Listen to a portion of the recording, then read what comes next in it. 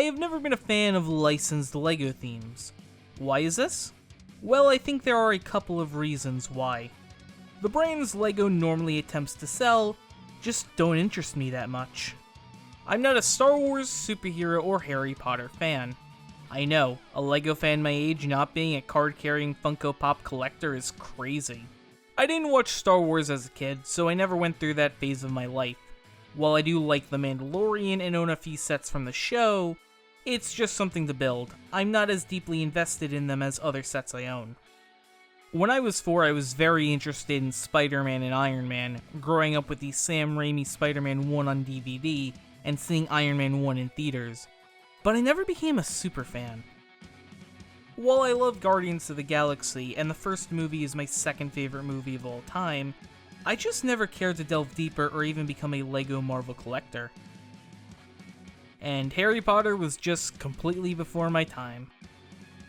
As a kid, and still now, I tend to prefer LEGO's in-house themes due to their fun stories, bright colors, and inventive builds.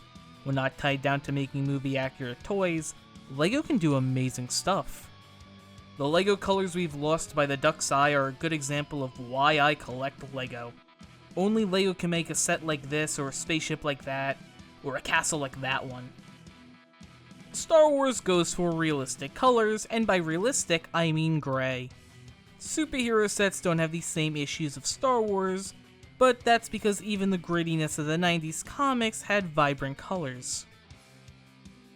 Instead, we get uninteresting mechs that lack personality, or oversized motorcycles that make any common rider blush.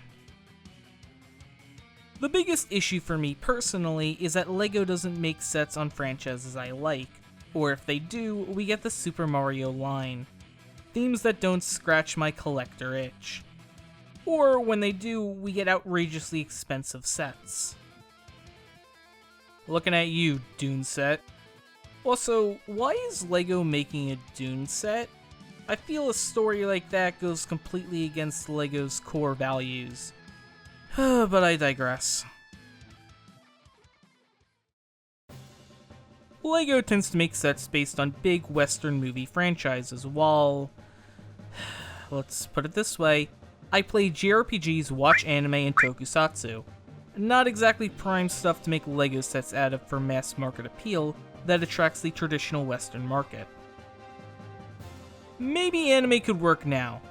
At this rate, LEGO will be making a Going Merry from One Piece and other anime sets in a decade if the themes based on video games are any indication of the future. But today, we look at the time LEGO actually did make sets based off of one of my favorite franchises. To top it off, one of my all-time favorite characters. A character that has guided me through life with the ideology of freedom being the right of all sentient beings. Some people look up to Superman, others Spider-Man, but I look up to Optimus Prime.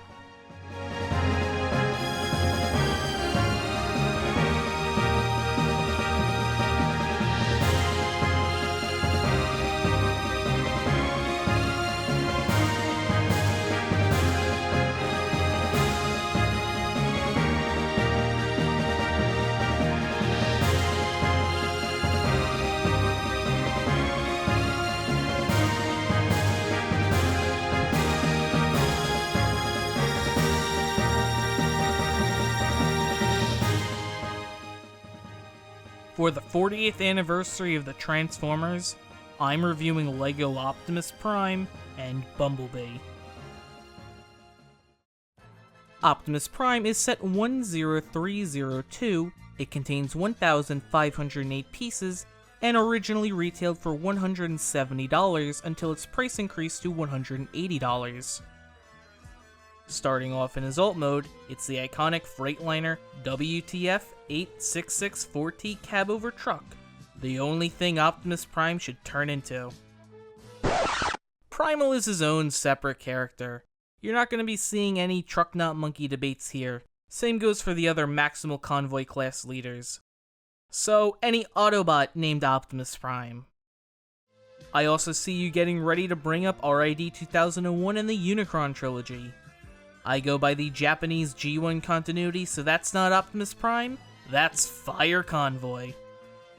As for the Unicron trilogy, well, I love Armada Optimus Prime. For that matter, I love Laser Optimus Prime too. It's the definitive G2 Prime in my eyes. It also gave us the best black convoy. Never mind, Optimus Prime can be in any truck-shaped form, as long as it's not blue with red flames.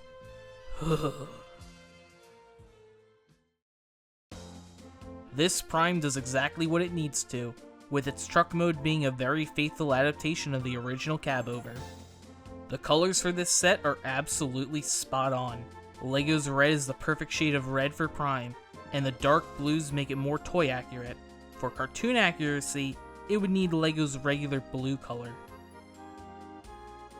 Now what really should be most notable is the use of lacquered silver bricks, from the grille to the tanks on the side, and we'll talk about the fifth wheel later.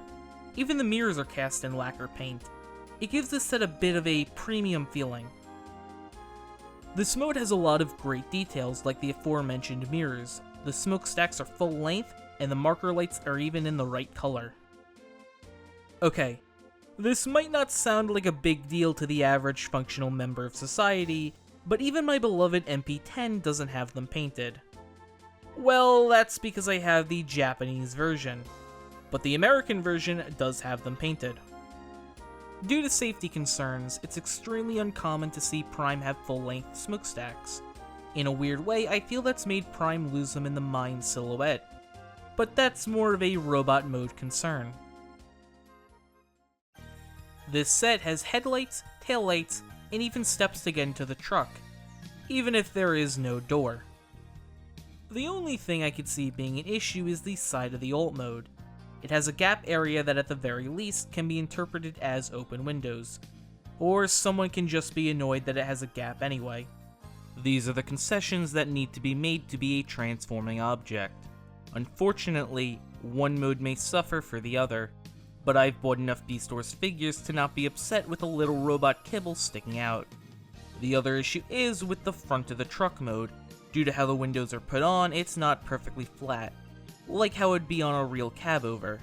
But this could depend on the model of truck too. From what I've seen of the WTF 8664T, the windows seem to be flat.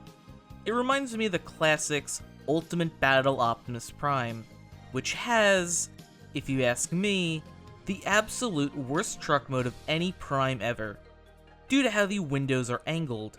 Thankfully, the LEGO one is nowhere near as bad. Honestly, it's a great comparison figure to show why the LEGO one works so well in its alt mode. The cab is the right length, and so is the back of the truck. The proportions are correct versus whatever the other Prime was doing. I think the truck mode is a great piece for the model team and creator expert fans that like LEGO's larger scale vehicle sets. It may not have a steering mechanism, but I think the transforming makes up for that, for all the model team fans out there. I think this might, at the very least, be the only older styled cab-over truck LEGO will do. Looking at more modern sets, LEGO vastly prefers more modern and sleek designs. Besides those minor complaints, I think this is a great rendition of the truck mode. It has to be balanced without the trailer, and it does that great. But being a stationary truck is not all this set does. To transform Optimus Prime from truck mode to robot mode, first go to the front of the truck and untab the bumper. Take the bumper, which is also connected to the grille, and the headlights, and flip it up. Flip up the step ladders and lift the hands, then turn the forearms out. Now go to the back of the truck and flip out the feet, then rotate the back of the truck down and split the legs. Take the tanks on the side and flip them so the circular side is showing, with the vents facing upwards. Now it's in a Gerwalk position, like the Valkyrie from Macross. Get it? Because Macross creator Shoji Kawamori designed Optimus Prime during the Diaclone days? Also, the VFS1 Super Valkyrie would become Jetfire and was one of the toys not made by Takara to become part of the Transformers. And that's how Robotech died on impact.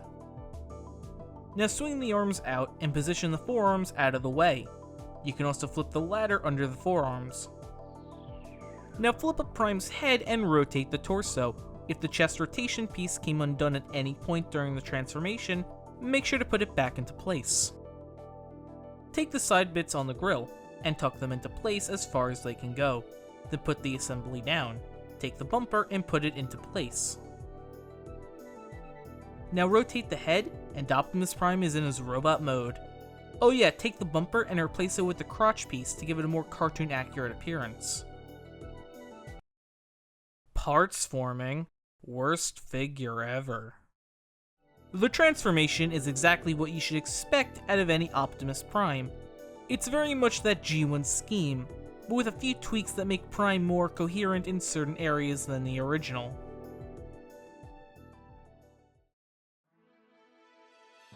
Optimus Prime looks fantastic in his LEGO rendition. For being made of bricks, it feels very faithful to both the original toy and the cartoon, while choosing to take liberties to make the best possible model. The articulation on this set is pretty stellar. Prime has a ball-jointed head, rotating shoulders, and thanks to the transformation, butterfly joints, rotation, and bend at the elbows. Rotating fists with semi-articulated fingers similar to MP10 and the Earthrise versions. Just on this set, instead of having a separate index finger, this set has an articulated thumb. The legs have a lot of motion, being able to go forwards, backwards, and having a spread. But now we hit the most dreaded question when talking about this set. Does it have knees? No, it does not have knees. And truthfully, I think it was a good thing. Usually my stance on knees comes down to that LEGO mech should have them. Unless they transform or have another gimmick that may hinder the set itself. This set is one of those instances that gets a pass. I think if it had knees, it would be extremely unstable.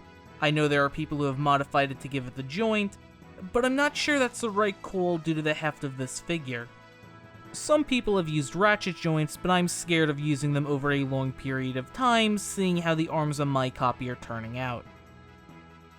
I look at it as it's not a masterpiece or a Sola Chigoken. LEGO bricks are going to have certain limitations. Even without knees, Prime has great articulation. In comparison to something like, let's say, Kai's Climber mech from Ninjago, that doesn't even have elbows, making it kind of a brick. Just like that set and most modern Transformers, this set has amazing ankle articulation. He may not have knees, but the feet will be flat, unlike older figures.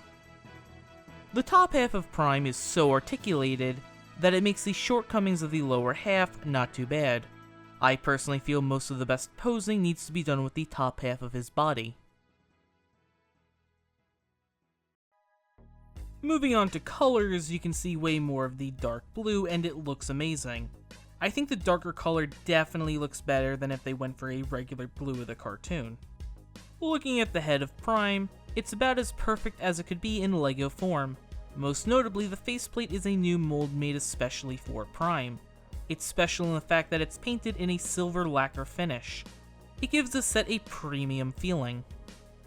Like many Ninjago dragons before it, it has great printing too. The crest has a nice print emulating the real thing. The eyes are also special seeing how they are printed on the side of a 1x2 plate, joining a very special group of pieces including Mario's mustache. Fun fact, did you know the legendary voice of Optimus Prime Peter Cullen was the first voice of Mario? No, not in the Dick cartoon that we all know and love. Who really died that day? And who came back? The Donkey Kong cartoon. No, not the Donkey Kong Country show either.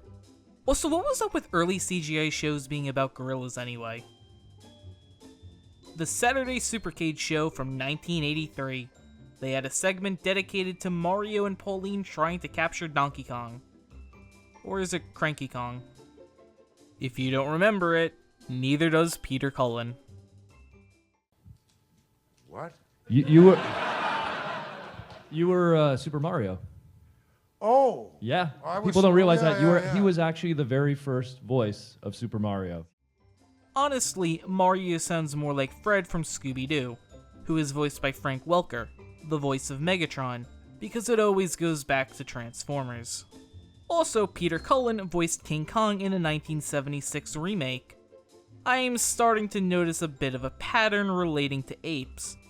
And before I forget, he voiced the Predator and Eeyore. What a combination of characters. I love his narration for Toonami. There is something inherently awesome about Optimus Prime telling the synopsis of Dragon Ball and Mobile Suit Gundam. It just makes everything more epic. Like the time he told us about the 7th Toa. Bionicle, Mask of Light, next Saturday night at 7:30. This ain't your daddy's Lego. Yes, that was Peter Cullen, the voice of Optimus Prime, talking about Bionicle and referencing the fact they don't look like standard Lego bricks. It's even more cathartic when you realize bricks once used in Bionicle sets are now helping build up the leader of the Autobots, even if they are newer versions of the mold. Just remember, this entire tangent was started by the fact that Mario's mustache was printed on a 1x1 plate. This set has a lot of nice printed elements, most notably the Autobot logo on Prime's shoulders. It's just so strange to have this symbol on a Lego brick of all things. On his forearms, there are arrows that are in yellow. This is a detail not every G1 Prime may have, and honestly, the history of the detail is quite fascinating. The arrow design has been on him since the 80s cartoon, but it seems the first time it was ever done in the color yellow was on MP01 in the year 2003. With that version of Prime becoming the definitive version of the character for an early online fanbase, it's easy to see how it became the template, especially when it breaks up the color scheme quite nicely. By the time MP10 rolled around still having the yellow arrows, it cemented itself as part of the character. Now let's take a look at the accessories. Just like a normal Transformer, Optimus Prime comes with a ton of accessories. The only major accessory he is missing is his trailer, but I don't think I need to tell you why LEGO making a trailer for a set of this size is a bad thing. I don't want to pay perfect convoy prices, or even worse, MP44 prices. Otherwise, the accessories feel like something you would get in a regular retail release with a few extra goodies. First up is an item that no Prime is complete without, well, G1 Optimus Prime. The iconic Ion Blaster. It's Optimus Prime's iconic laser rifle, and his main weapon. It came from the original toy, Diaclone Battle Convoy. As that toy became Optimus Prime, so did the blaster become the Ion Blaster. It's a very faithful adaptation in LEGO form. Comparing it with other Ion Blasters I've collected over the years, it's easy to see how this one sticks the landing. It's a perfectly detailed version made in LEGO. I like the fact that Prime can grip the trigger unlike the G1 original. If there's one thing it's missing, it's the ammunition or the guard for the trigger, but that might have been opted out for Prime being able to grip the gun itself. It's not as simple as having a 5mm port. Most notably, at least to me, the stock of the rifle uses part 6070. This piece to me feels like it should have been retired in the early to mid 2000s, but it persists to the modern day. It originally debuted in 1992 in set 6512, the Landscape Loader. Personally, I've always lumped it in with part 2466 and other panels of that nature. It feels to me like a quintessential 90s piece in no small part to its usage in the Hypno Cruiser. What's crazier is that it's still being used to this day. The most recent set it was in is set 71813, Wolf Mask's Shadow Dojo, and is still being seen in new colors. This time, it was in magenta. Another part I particularly like about the stock is that it takes cues from other variations of the Ion Blaster throughout the years. Instead of the inside being black, it opts for gray, similar to the version seen in MP10. Like Generations, an old masterpiece, it takes liberties with the design. It's not a one-for-one version of the cartoon. Accuracy where it needs to be, and in other areas it takes liberties, making this set a truly unique version of Optimus Prime. The area with the absolute most liberties is easily the iconic Energon Axe. This iteration is a bit more jagged, like it's exploding with energy, an unstable version compared to most. Most Energon Axes tend to be very rounded and sleek, Similar to a lightsaber, this version gives me strong late UC and Wing Gundam vibes, like the shields from F91 and the Epion's sword. To attach the axe, it's best to remove Prime's hand, as in his forearm is the axle hole that the axe can be plugged into. I've noticed with my copy of this set that the ratchet joints in the elbow can barely hold up Prime's axe. I don't know if this is from constantly holding up the gun, but Prime's right arm can barely even hold that up too. Optimus Prime comes with his trusty jetpack. I mean Sideswipe's trusty jetpack. It was first seen in the climactic third part of More Than Meets the Eye, where Optimus Prime uses it to go after the Decepticons. Sideswipe does use it in the Marvel comics, but never in the cartoon. I love the fact the jetpack fills out the back of Prime. I feel that's the reason it was included. Without it, he feels quite naked. It's a nice detailed build. I personally use it to store Prime's bumper, seeing it has no place to go. I feel this accessory feels pointless at first for a core Optimus Prime, but it's very much needed.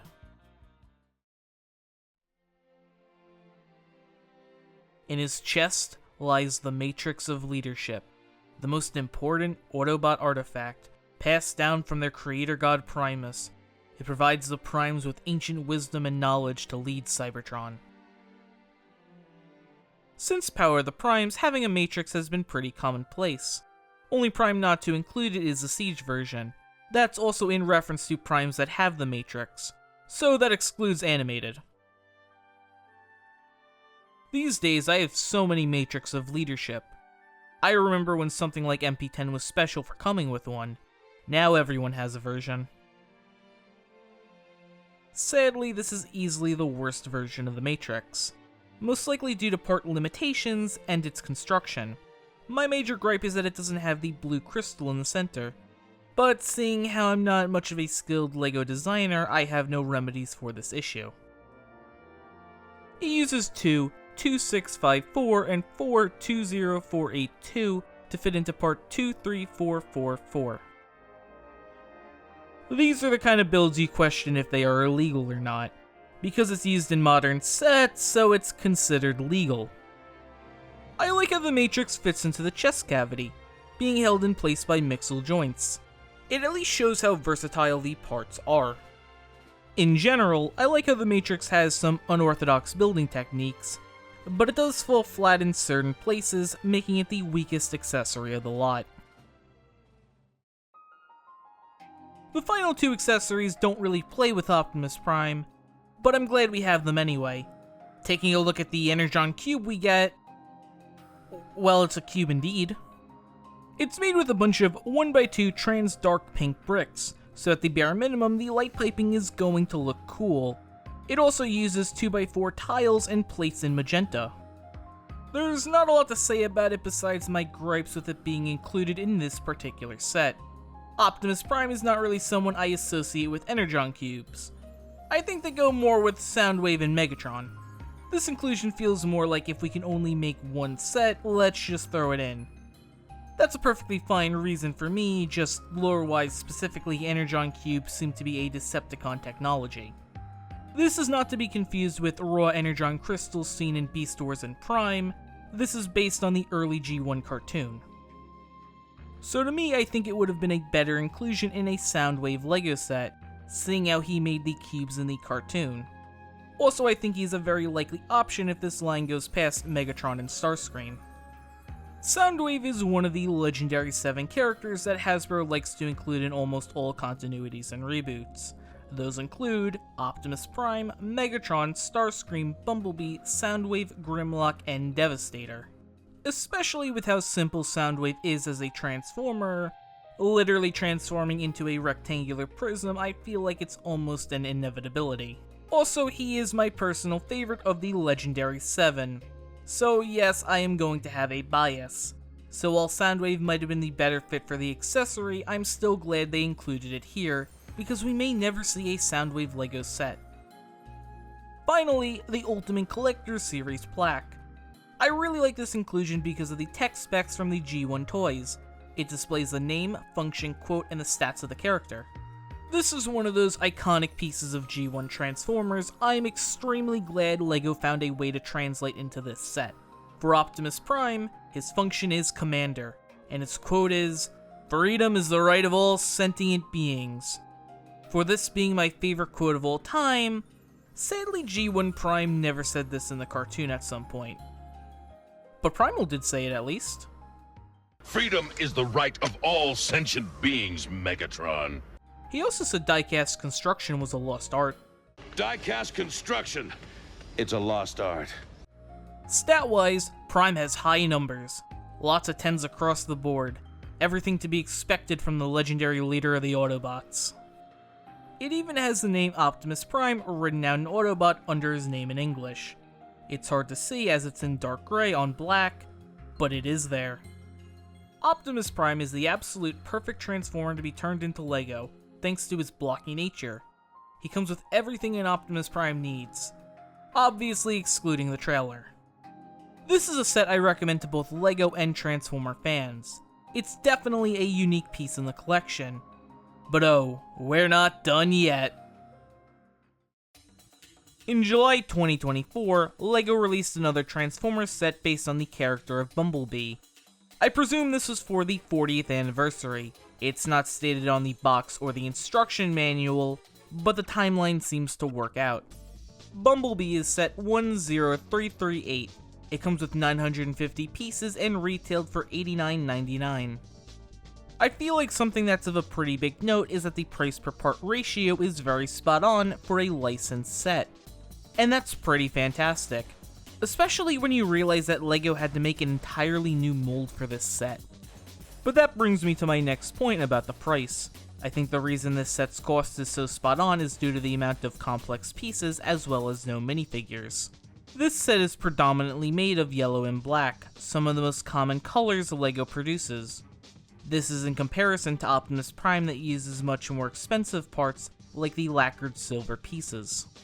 It's easy to see with the Optimus Prime set they wanted to go all out. Plus, both sets don't have to worry about the added cost of minifigures driving up the price. I feel that something that's not really talked about too much is how minifigures can drastically inflate the price of a set.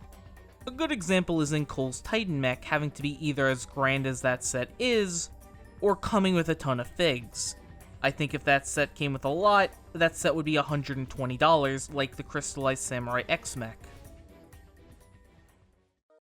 Starting off in Bumblebee's Alt Mode, it's the iconic Volkswagen Beetle that Bumblebee is known for being. And not a Camaro. It's about as accurate as it can be, because it doesn't have the Volkswagen license like many Bees before. It skirts around that issue. I think in that sense it's closer to the cartoon than the original toy. The original mold that would become Bumblebee came from the Microchange line, not Diaclone. The Microchange line was about household objects turning into robots, versus the Diaclone car robot subline that was about full-sized vehicles turning into mechs. Microchange itself is a subline of Takara's Microman toy line. It's important because they were aliens the toys were one-to-one versions of, and the same goes for the Microchange lineup. But I bet you're all asking, how is the original Bumblebee in a one-to-one scale? Well, that's because Bumblebee along with the Cliffjumper mold was based off of another Takara toy line called Kyoro Q, or Penny Racers. Yeah. That's the Penny Racers. Each sold separately. They are a line of super deformed pullback car toys, originally released in 1978. So that makes Bumblebee better off not being a perfect version of a Volkswagen due to the toy not even being a one-to-one, in comparison to something like the original Optimus Prime toy. Like most Bumblebees, its predominant color is yellow. There's not much breaking up the color scheme besides the tires and windows. But that's how it was in the G1 toy and cartoon, so that's expected. The only thing that does is the Autobot symbol on the hood. It's a new printed element and this set comes with two. One thing of note is how the Autobot symbol worked in the cartoon. In his alt mode, Bumblebee would have the symbol on his hood, but in robot mode it would disappear and move onto the front of his chest. It's yet another one of the wacky animation things that happened in G1. It makes creating a G1 cartoon accurate toy very difficult. You could also have it just on the roof of the car so there is no replacing parts. That's the fun of LEGO with its customization. No way is inherently wrong. You could have both printed tiles on the set itself, one on the roof or hood, or absolutely none at all. It's your choice. In the windshield there is a printed tile of an actual Bumblebee. Sadly, I don't think it's Waspinator. My only really big issue is the back of the alternate mode. It kind of sucks. Nothing really clicks into place and I just don't like how it feels. But when not handling it, I do like all the details on the back. From the hubcap to the taillights, it really does look nice. Seeing how this is LEGO, the hubcap does come off and become more accurate to how Bumblebee is traditionally portrayed. The only one I'm aware of that does that is MP21 and not even MP45. Would I recommend taking it off is the real question. And the answer is no. It has its uses in the transformation, and let's be honest, you're going to be displaying this in the robot mode. This set also includes multiple license plates. Starting off with BMB84, it's a reference to the name Bumblebee, and that Transformers started in 1984. The one used in the promotional material is way more interesting to me. It reads GLDBUG, or Goldbug. That's a reference to Bumblebee's upgraded Throttlebot form, Goldbug, as seen in episode 94, The Return of Optimus Prime, Part 1. Both plates are notable for having the same date on them, being September 17th, 1984, the air date for the first episode of the show, More Than Meets the Eye, Part 1. The bumper also has literal bumper stickers, one reading, I Heart Cybertron, in a reference to the I Heart New York sticker, but with New York being replaced with the homeworld of the Autobots and Decepticons. And the other sticker reads, Roll Out, in reference to Optimus Prime's catchphrase from the cartoon being, Autobots, transform and roll out! The car mode of Bumblebee is really solid. I don't think it's as good as Prime's, but it gets the cartoony design of the original toy down really nicely. Moving on to the transformation, first, take off the windshield. Next, flip out the doors of the vehicle. Then pop out the arms. After that, move the little yellow pieces down and fold the arms back. Rotate the body out and move the pelvis area and put it into place, then swing the arms into place.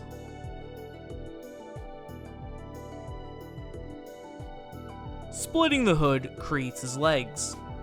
Move the front piece of the hood on both sides out to make clearance for the top part of the hood.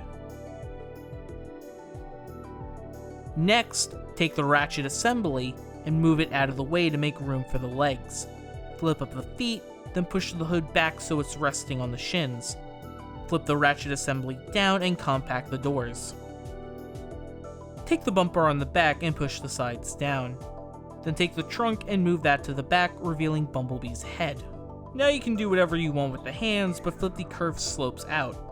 And finally add the windshield to the back. The transformation is a lot more complex and involved than Optimus Prime's. I think it comes down to the fact the designers were told to take the original G1 Bumblebee toy and make it into LEGO, a very Herculean task. The issue is the original toy is very small and simple. It doesn't really lend itself to being made into LEGO. This is due to the original mold's use of sliding pieces and its size. LEGO had to invent an entirely new piece to engineer this set, Part 5652, Technic Rotation Disc with large pinholes, seemingly just to give this bee a pelvis area. I think the change was for the best to make it more cartoon accurate than the G1 toy. While we're on the topic of new pieces, Part 5651 Brick Rounded Corner 4x4 without studs is a new element introduced in this set as well.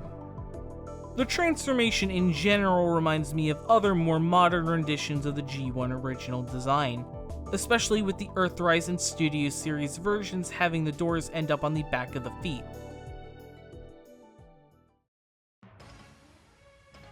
Moving on to the robot mode in full, if I may be honest, it's not as good as Prime's. I think the bottom half is better than the top because it feels like it has a lot of kibble. For me, it comes down to the silhouette not feeling particularly right. I think it's due to the shoulders feeling more like Hot Shot or even Hot Rod. They have large shoulders that protrude way more. I understand why this concession had to be made. That would be a lot of the vehicle not going into the robot mode if they chose to go a more cartoon accurate route. I would rather have the bot mode look like it was once a car or another alt mode than have no elements at all. I don't think this is a problem at all, just design elements that should be noted as part of the adaptation process. The articulation of this set is not very good. B has rotation at the shoulders and can go in and out. But the issue lies with the elbows. The arms are kind of far back and B's elbows are even further back. This is due to the transformation, so I find it forgivable. The best part of the articulation is in the hands. They have a rotation at the wrist and all the fingers move. This might be the first ever Bumblebee toy to have moving fingers. Not even both variations of the masterpiece have this level of articulation for the hands. MP45 does have its fingers move as one unit, but these are individual. But it should be noted that this is due to the size of the product. Easily this set's biggest flaw as a Bumblebee is the scaling issue. B is absolutely ginormous in comparison to Optimus Prime. Typically B stands around the knees of Optimus Prime. This version stands about at Prime's abs level, so he doesn't scale accurately in the slightest. Having Bumblebee go from car to robot mode in the medium of LEGO is not an easy task, so any shortcomings I can forgive based on that fact alone. Both Prime and B are like a Megazord, where the transformation goes first beyond all other choices, especially over articulation, and just like any classical Megazord, this set's bottom half is a brick. Okay, I might be exaggerating a little bit, but this thing only has universal hips. From the bottom down there's nothing that can be utilized outside of transformation. Now that we can see the legs, it also has printed parts. It adds a lot of needed detail, seeing how the legs are just long black bars. The colors are spot on to the cartoon rendition of Bumblebee, depending on how you view the colors of the cartoon. Because the lighting of some episodes the blacks look, well, black, but in others they look a little more gray. The head of Bumblebee is one of my favorite parts of the set. It reuses what was the mouthguard of Optimus Prime becoming the face of B, and the crest is also printed too. But to me the most interesting part is the recolor of the axe pieces in yellow. Overall I think they're a really unique choice. Personally I would have gone with the small tooth piece, but instead we got a very unorthodox build all things considered. The head easily has the most prototypes that we know of for this set. The first version had fingers. While the shaping is correct, I could see them being moved out of place a lot. The cheese slope variant of the horns is my second favorite after the final product. It feels very much in the spirit of Bumblebee, but seeing how that might have been a bit too soft, I can understand why they didn't go with it. Yeah, I hate the banana part usage, completely understand why it isn't used in the final set. Honestly, it reminds me more of Unicron than Bumblebee. So that's how I talk about Unicron in this video. Yeah, that checks out.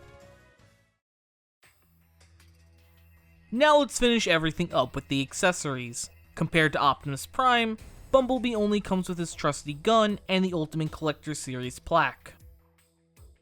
Also the extra tiles with the Autobot logo and license plate, but we've already talked about that.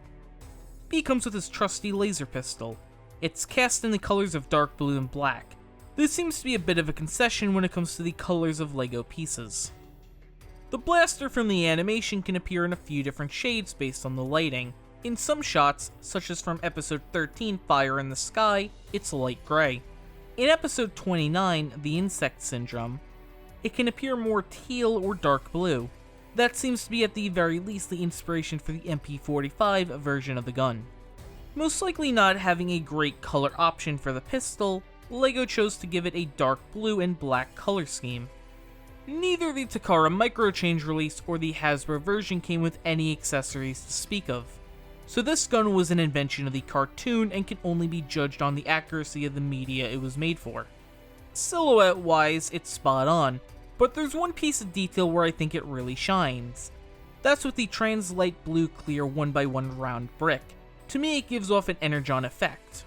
Something that's not really seen in blasters but more in melee weapons, like the aforementioned Energon Axe. Moving on to the last accessory, we have the Ultimate Collector Series plaque. For B, his function is Scout, his quote is the least likely can be the most dangerous, and he's a lot weaker of a character physically, but he has a 10 in courage. Bumblebee comes with the accessories he needs to come with, and that happens to be not a lot. I expect nothing more than a blaster from the Scout of the Autobots. Bumblebee is the weaker of the two sets. Optimus Prime has a more simple transformation scheme of any of the G1 characters, while the rest were a lot more complex. What was one of the reasons that made Transformers the success it is today is the fact that they are 3 toys in one: a vehicle, a robot, and a puzzle. This complexity in design allowed the Transformers to completely destroy the more simplistic GoBots that had a year head start on them. Due to their complex nature, it's a lot harder to translate them into the medium of LEGO, at least on a budget and having to go through rigorous quality standards. It's a miracle this set came out as good as it did. It's not perfect, but I can appreciate the level of care that went into it. It did what it set out to do, be a LEGO Bumblebee that transforms from a Volkswagen Beetle to the lovable Scout of the Autobots. Optimus Prime is the better set, and I would recommend it over Bumblebee, but I do think both are great fun sets that capture what I love about the Transformers. I'm still amazed that we even have fully transforming Transformer LEGO sets. A decade ago, Creo, Hasbro's building block toy, was still on shelves. I hope we will see more Hasbro-owned IPs in LEGO form, because I want to see LEGO tackle Power Rangers so we could see a Megazord set. I need the billionth Daizujin, but this time in LEGO form. For the 40th anniversary, I'm glad to have a true combination of my all-time favorite toys. I'm Paleozoic Bricks, and let's say go.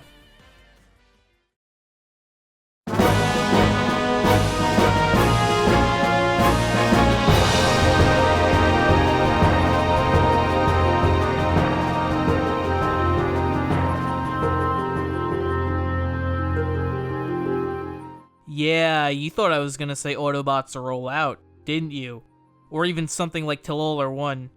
Nah, Starsaber's my all-time favorite Transformer character. Of course I'm gonna say his catchphrase.